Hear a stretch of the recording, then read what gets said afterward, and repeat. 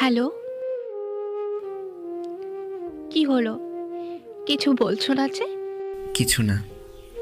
আসলে 5 বছর পর এই নাম্বার থেকে ফোন আশা করিনি, তাই বুঝতে পারছি না যে কি বলবো।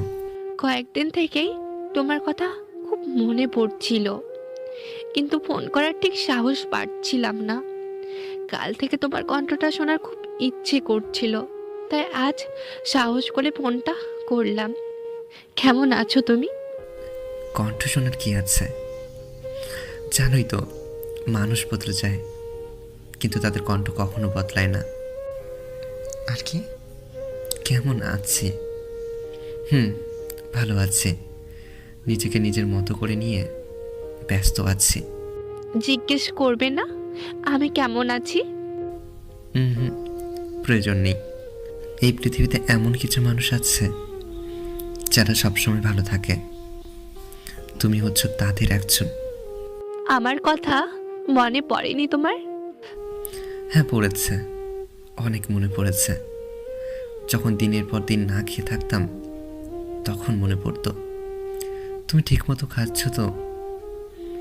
যখন রাতের পর রাত না ঘুমিয়ে কেঁদে কেঁদে অসুস্থ হয়ে পড়তাম তখন মনে পড়তো তুমি সুস্থ আছো তো। যখন কোনো আনন্দ উৎসবে সবাই হইচই আর আনন্দে মেতে উঠত আর আমি ঘরের দরজা বন্ধ করে একা অন্ধকার ঘরে বসে থাকতাম তখন মনে পড়তো তুমি সবার সাথে খুশি আর আনন্দে মেতে উঠেছো তো। যখন আয়নায় নিজের অযত্ন অবহেলায় শুকিয়ে যাওয়া চেহারাটার দিকে তাকাতাম তখনও মনে পড়তো তুমি নিশ্চয়ই আরো সুন্দর হয়ে গেছো। জানো, একসময় তোমাকে অনেক মনে পড়েছে, কিন্তু এখন আর পড়ে না। এখন অত সময় কই এগুলো মনে পড়ার।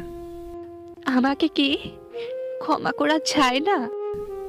ক্ষমা তো আমি তোমাকে 5 বছর আগেই করে দিয়েছিলাম।